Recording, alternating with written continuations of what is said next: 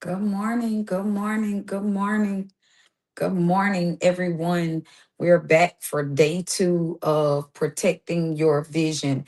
If you are on this morning, if you can just take the time and share with somebody, invite somebody over and let them know that we're back for day two, just like we promised, on talking about protecting your vision, protecting your vision. So if we can just share and tag, invite some people, share the link, send it out to them, and let them know to get on over in the room. I will greatly appreciate it. We already talked on yesterday. For the ones that don't know me, I'm gonna present myself or introduce myself while you all are inviting, while you all are telling people to get on over. Let's talk about a little bit more about protecting your vision. I am Dr. Deidre Samuel McLeod. I am the pastor of Divine Destiny Ministries in the great city of Hartsville, South Carolina.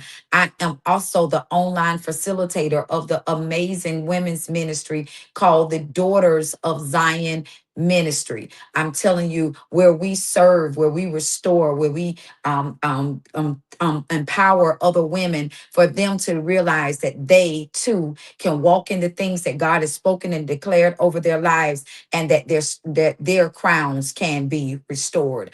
If I'm telling you, if you're looking for an amazing women's ministry to be a part of, send an invite, answer the questions, and join in, because I promise you it will be a blessing to you. If you're also looking for empowerment, you're looking for women's conferences, all of that stuff, I'm telling you that we host it all. That I want to make sure that you don't only thrive, but you be exactly who God has called and ordained for you to be. Now, on today, I want to talk to you a little bit more about protecting your vision. Yesterday we talked about, we laid quite a few nuggets. I'm just kind of going back through my notes, talking about who you presenting your vision to. You got to make sure that you operate in a place where your atmosphere is clean, operating in the right atmosphere in order to protect your vision. You got to understand that also, that you got to understand what your vision is if you want people to respect your vision. And you got to understand that your vision cannot be shared with everybody. Now I want to add a few more things onto you, and we're going to call it a day. Okay. So on today, I want to share just a few more things about protecting your vision. Protect what God is growing in you. When you're pregnant, I was thinking about being pregnant. That you realize that it's not just you. It's not. I'm just taking care of just worrying about me.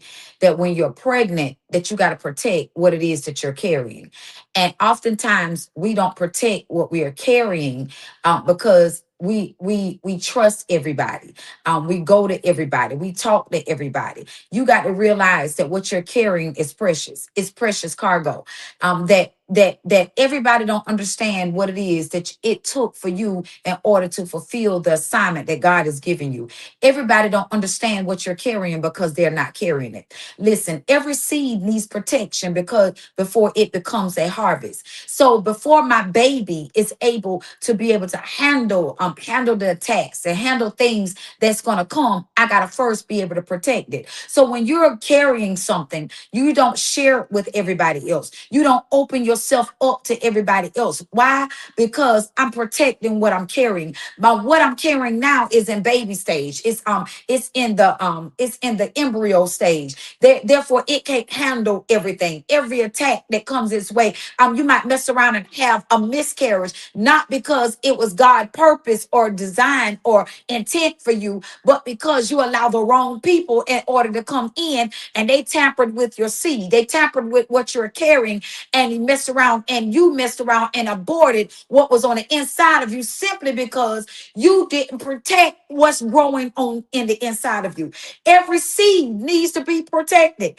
A gardener doesn't dig up a seed every day to prove that it's growing. So you ain't got to prove to somebody what you're carrying. I ain't got to prove. If you don't think that I'm carrying nothing, cool. If you don't believe that I got a vision, cool. If you don't believe that I'm working on something, cool. That's your problem. But the thing of the matter is that you got to know what you're carrying. You got to be so conscious. You got to be so intentional about what you're carrying. I don't want to open it up to just any and everybody because you don't believe like I believe. You haven't studied like I studied. You haven't fought the way I fought to get here where I am. So I dare not allow anybody to be able to handle the seed that I'm carrying because you won't handle it or take care of it like how you should. So a gardener don't have to keep digging up to prove to you that I'm growing something. Nah, they just let you see it. You don't have to keep pulling the baby out of you when you're pregnant to prove to somebody that you're pregnant. Nah, they'll see it in due time.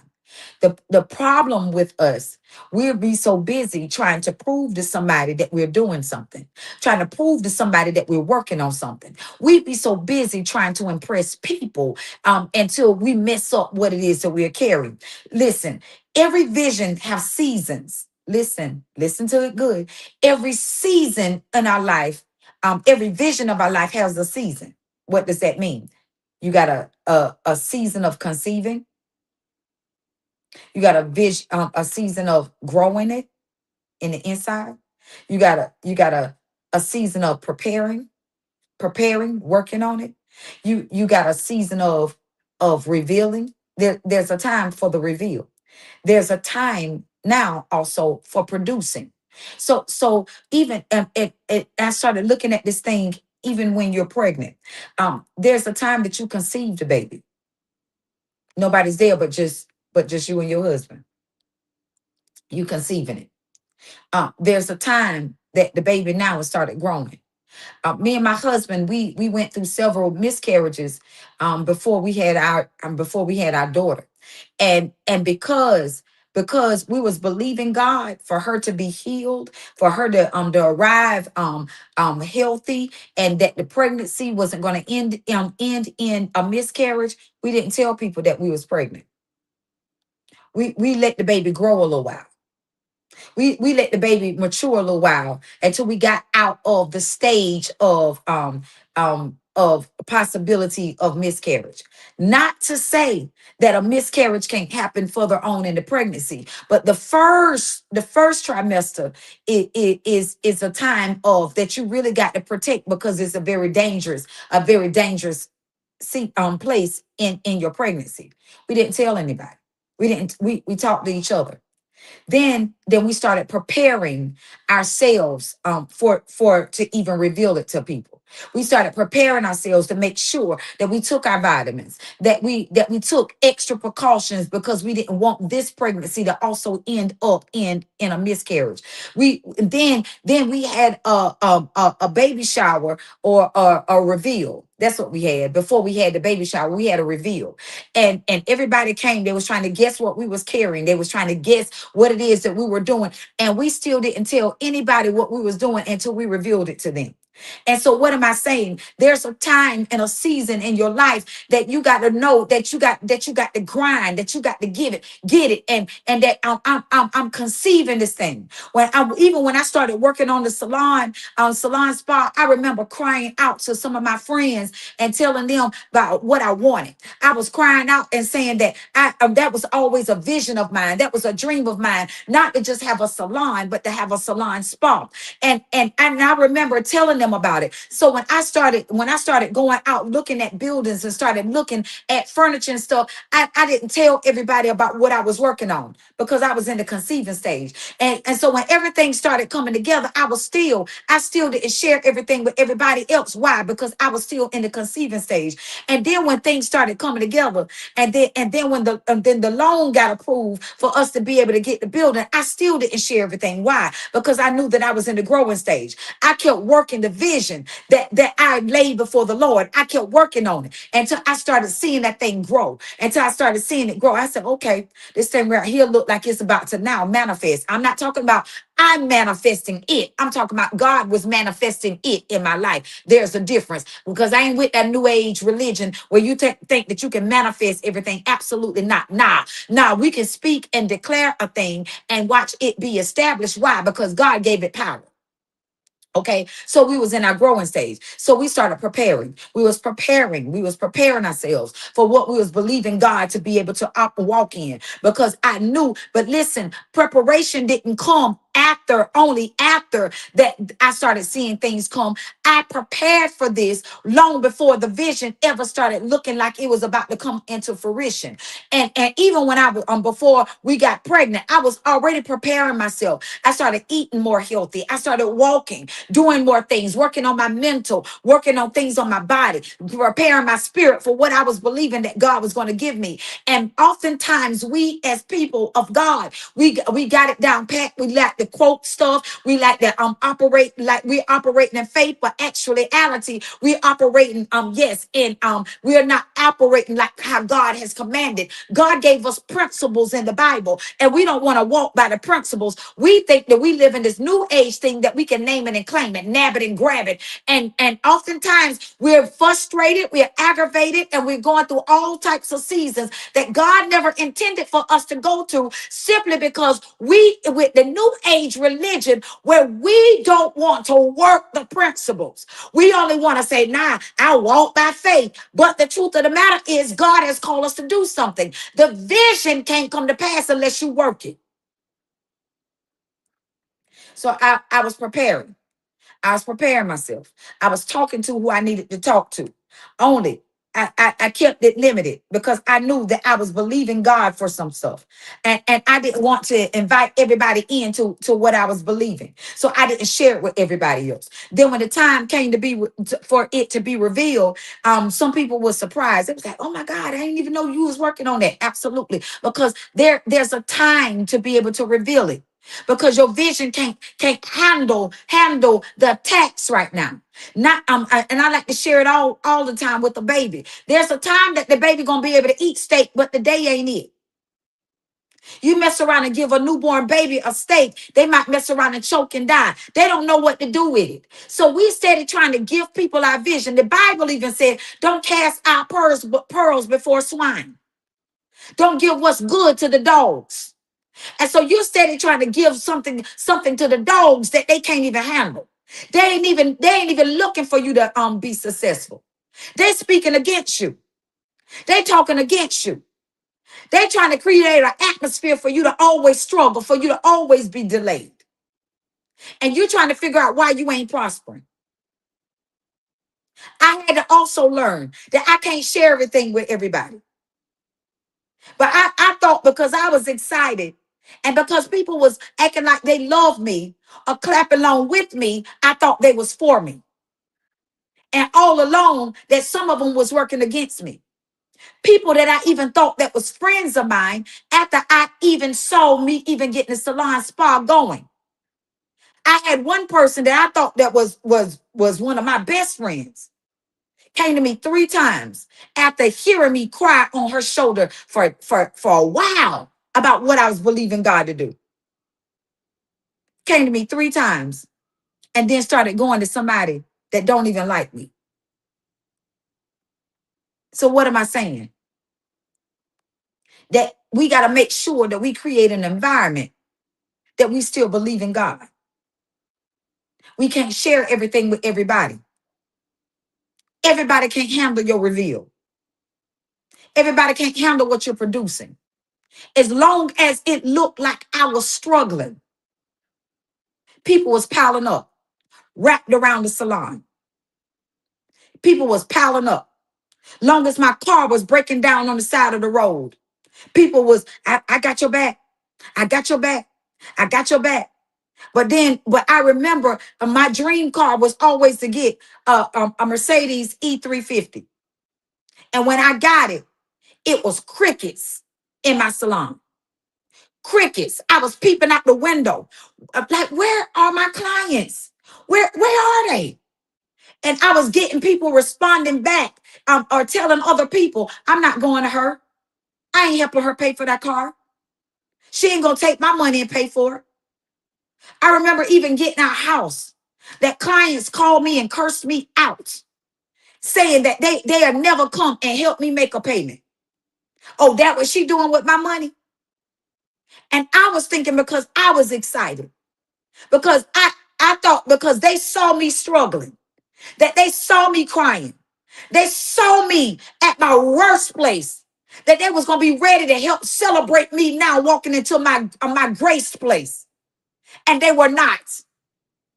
And the truth of the matter is that we think just because we're excited that everybody is excited about our vision. You got to protect your vision at all costs. Judas walked with Jesus almost every day. Listen at his teachings. So how good he was. He never did not one thing to Judas. But what did Judas do? Betray him. And what make you think that people that sit around with you won't betray you? What make you think it? So premature exposure can damage what God is developing inside of you. I took photography when I was in school. And back then it ain't quite like that now, but still the concept that the pictures couldn't be developed unless it was completely dark. We had to take the negatives and it had to be completely dark. Any exposure damaged the picture. So what am I saying? Every negative place in your life, it's not to be shared with everybody, because people will look at your negatives and they will expose it to other people that been waiting and praying on your downfall. I'm not saying that they're praying to capital G-O-D, God, because we already know that capital G-O-D, God don't answer prayers like that. But if you're talking and working witchcraft and you're talking to lowercase g gods, lowercase l lords, working witchcraft, and what people don't realize, that not that witchcraft will work against the people that's really walking in the power of God. But don't ever think that witchcraft ain't real. Don't ever think that witches ain't real. Don't ever think that warlocks are not real, because they are. So every negative place in your life got to be developed in the dark. Exposure too soon will mess around and kill what it is that you're trying to develop. So even in the place of trying to develop, walking into your calling, walking into the things that God has called you forth to walk in, you can't share it with everybody. Not even people that you thought that was your day ones. I found out my day ones was actually assassins. I found that people that jumped out on board with me and haven't been with me that long. They have been down for me way longer than my day ones. I also found that people that got my blood that's running in their veins, that my family wasn't necessarily for me. I found that people that don't have my blood running in their veins have been down for me whole lot quicker and better than people that have been that got my blood in their veins. Pushed me, supported me, backed me, believe in me a whole lot more. So you got to protect the vision. And don't be afraid to seek godly counsel. Godly counsel. I'm not talking about foolish people. I'm not talking about people that just talking out the left side of their neck. I found that when I was trying to build my ministry, build my business, write my books, host my classes, have my empowerments, do my hair shows, all of that stuff, I found that I had to talk to somebody that was not just doing it, but also honored God. Because the Bible said to seek ye first the kingdom of God and all of his righteousness, and everything else will be added unto you. The Bible also tells you to seek godly counsel. If you out there trying to talk to people in the streets, they only going to give you street version, street advice. No, I want to know what God said. Sometimes you're going to need somebody to be able to prophesy in your life until you look. You've been down there too long. It's time for you to get up. Elijah was so great, so anointed, so powerful. But guess what? Elijah found himself sitting up on a juniper tree, frustrated, busted, and disgusted.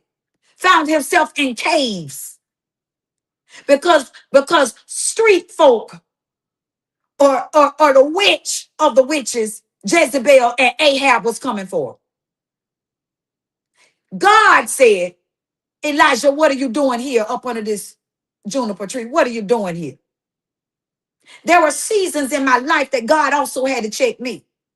That I got frustrated in my vision. I got frustrated in my ministry. I got frustrated because I knew that God gave me a vision. And I was looking for other people to support it, and they didn't. Me and my girlfriend was just having a conversation the other day. She said, won't you do this? Won't you do this? I said, you don't think that I'm doing that? I'm doing it. Now, I'm not just getting up, just doing stuff. I want to be strategic. So if I witness to one or two, I have already done what God has commanded. But I'm not opening myself up to the devil. For them to take hold of the vision that God has given me, for them to make it now and manipulate it and now make it what they want to do, and instead of what God has given me. You got to protect your vision. When I had my first hair show, God gave me the vision while I was out on maternity leave. And I came back. I wanted to do the hair show. I saw the vision. I had it. It wasn't outside people so much that was discouraging me. It was the people, the inner circle, people that I thought was friends. Why she having so many practices? I ain't never saw nobody have that many practices. That I had people that thought that was my friends came and sat on the front row, hoping that they would sit at my demise and not sit at my win. But I kept it over and over and over. I kept it before God. And I kept saying, no, I'm staying true to my vision. I'm staying true to my vision. I'm staying true to what God gave me. And guess what? When the hair show went forth, everybody that I thought that was backing me, even the people that was working with me, didn't even do it with me. I did it by myself. Me and God. And it was standing room only. And I never forget, few people came up to me that doubted the vision that God gave me in the planning stages, came and said to me, this hair show was off the chain.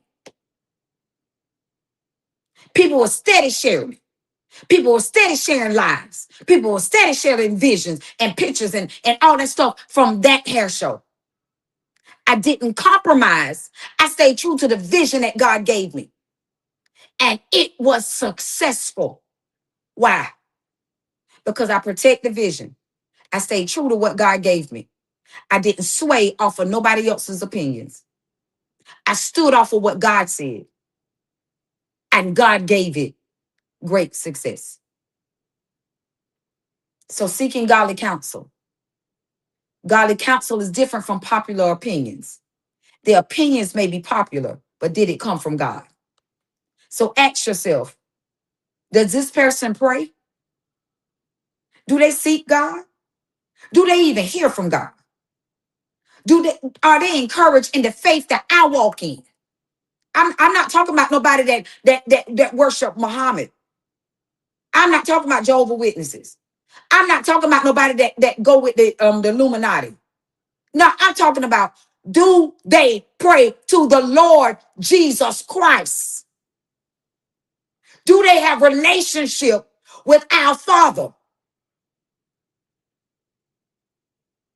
thou son of David? Do they have relationship with him?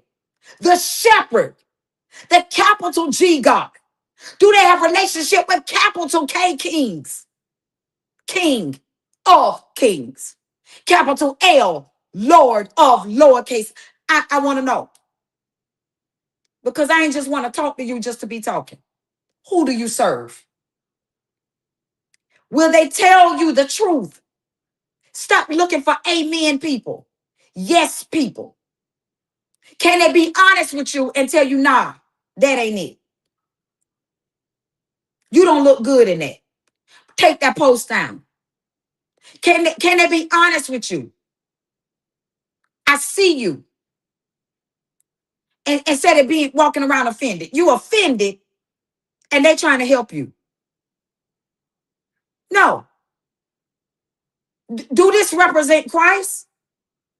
Take that down. What are you doing? You better than that. Don't respond to them. Do they point you back to God?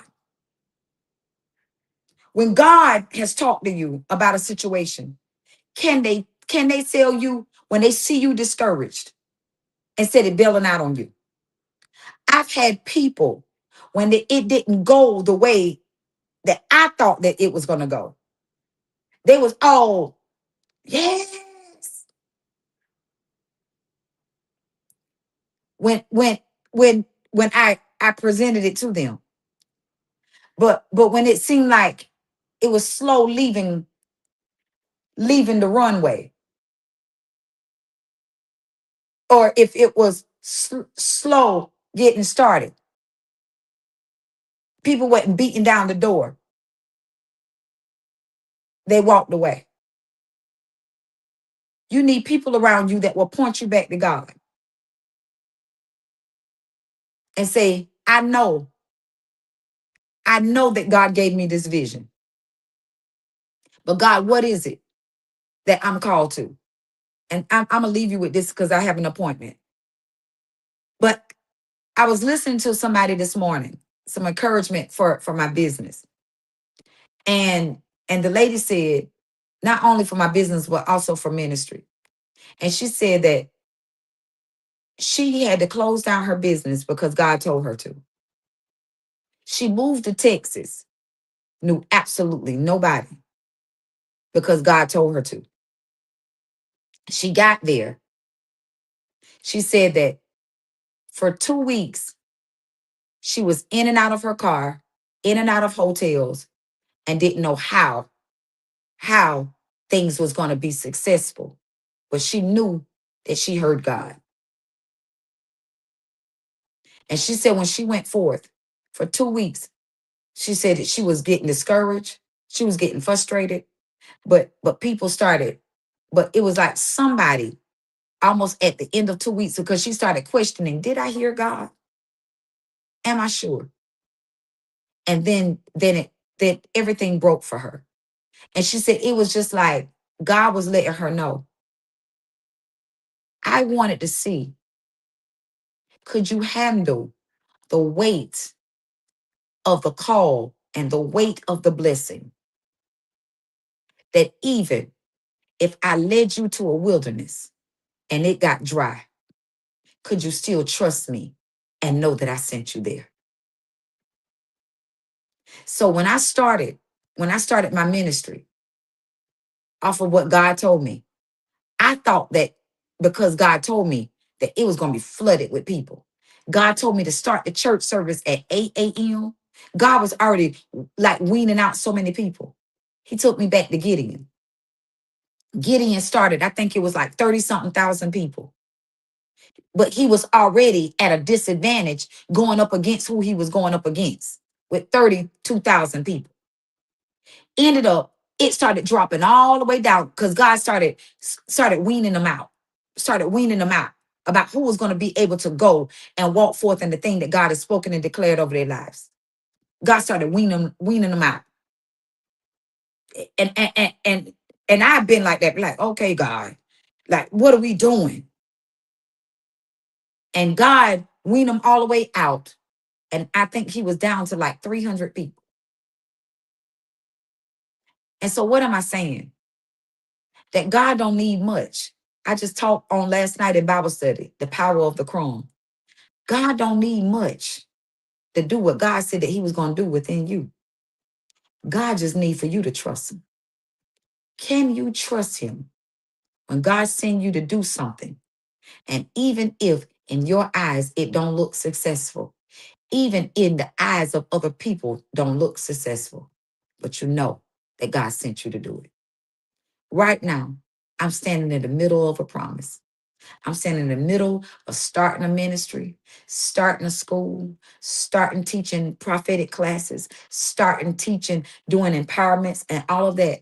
And I can't tell you no lie that there have been times that I've been discouraged, but God always sends somebody to remind me of who I am and why I got started.